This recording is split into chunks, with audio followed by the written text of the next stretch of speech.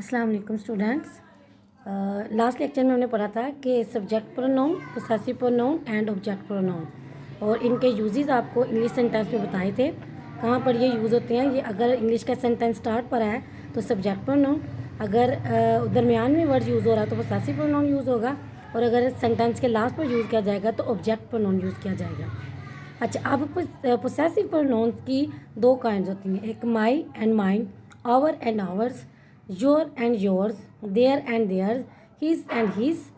Same है, मतलब ये चेंज नहीं होगा। Her and hers and its का भी इट्स ही रहेगा, चेंज नहीं होगा। And the other one is reflexive pronoun. आपने सुना होगा myself, ourself, yourself, themself, himself, herself, itself etcetera. ठीक है, तो आज हम पढ़ेंगे कि कहाँ पर पोसेसिव प्रोनाउंस की ये वाली फॉर्म्स और रिफ्लेक्सिव प्रोनाउंस इस्तेमाल की जाएंगी। अच्छा जी, यूज़ ऑफ माइन में क्या होगा?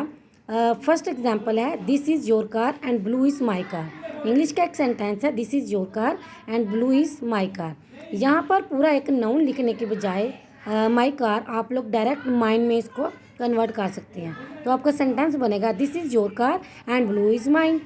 द अदर एग्जाम्पल इज क्या, ये क्वेश्चन पूछा जाएगा हुज बैग इज़ इट, तो आप लोग ये बताओगे इट इज़ माई बैग। ठीक है, जो छोटे बच्चे होते हैं, स्मॉल जो भी इंग्लिश लर्नर होते हैं, वो ये कहते हैं इट इज़ माई बैग। लेकिन एडवांस इंग्लिश में सिंपली हम लोग माई बैग रिपीट करने के बजाय हम लोग माइन वर्ड यूज़ कर लेते हैं, जो कि रिफ्लेक्सिव प्रोनाउन है।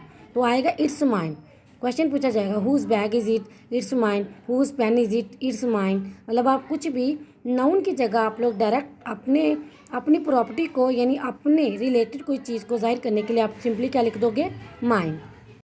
इसी तरह हम बता सकते हैं कि पोसेसिव प्रोनाउंस माइन के अलावा ours, yours, theirs, his, hers कहाँ से यूज़ होंगे। जैसे आपसे पूछा जाए, कोई क्वेश्चन किया जाता है हुज पेन इज़ इट, तो आप सिंपली आंसर दे सकते हो इट्स योर्स। ठीक है, whose bag it is, it's hers. ठीक है, मतलब इस तरह से आप नाउन को के रिप्लेस में आप पोसेसिव प्रोनाउन यूज़ कर सकते हैं। तो आपको सब्जेक्ट प्रोनाउन भी आ गया, पोसेसिव प्रोनाउन की दोनों काइंड्स आ गई, और ऑब्जेक्ट प्रोनाउन। अब मैं आपको बताती हूँ कि रिफ्लेक्सिव प्रोनाउन कहाँ पर यूज़ किया जाएगा और ये किस लिए होता है। अच्छा जी, रिफ्लेक्सिव प्रोनाउन इसलिए यूज़ होता है कि ये किसी से रिलेट करने के लिए। जैसे I do my work my self, यानी कि मैं खुद अपना काम किया है, यानी किसी और ने नहीं मुझे कहा, किसी और के कहने पर या किसी और ने करके नहीं दिया, खुद किया है। तो आई डू माई वर्क, मैंने अपना काम खुद किया है, माई सेल्फ खुद। दे कट द वाटरमेलन, उन्होंने वाटरमेलन को कट किया है, देम सेल्फ खुद ही।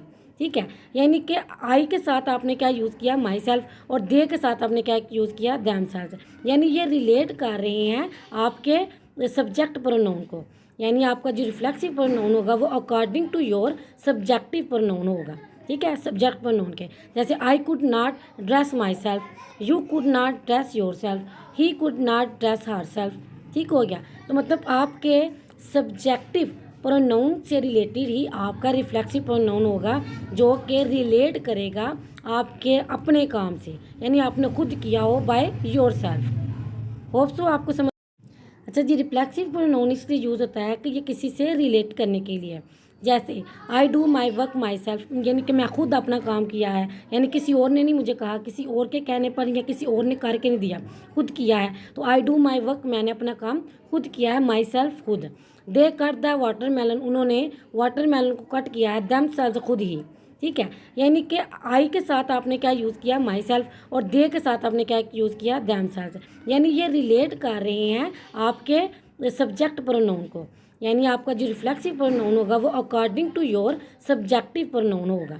ठीक है, सब्जेक्ट प्रोनाउन के जैसे I could not dress myself, you could not dress yourself. तो मतलब आपके सब्जेक्टिव प्रोनाउन से रिलेटेड ही आपका रिफ्लेक्सिव प्रोनाउन होगा, जो कि रिलेट करेगा आपके अपने काम से, यानी आपने खुद किया हो by your self. Hope so आपको समझ आ गई होगी। Thank you so much. Please जाने से पहले मेरे चैनल को सब्सक्राइब कर दीजिएगा, लाइक कर दीजिएगा और बेल आइकन कर दी, ताकि आप बेहतर से बेहतरीन इंग्लिश सीख सके। To easy English academy. Bye bye.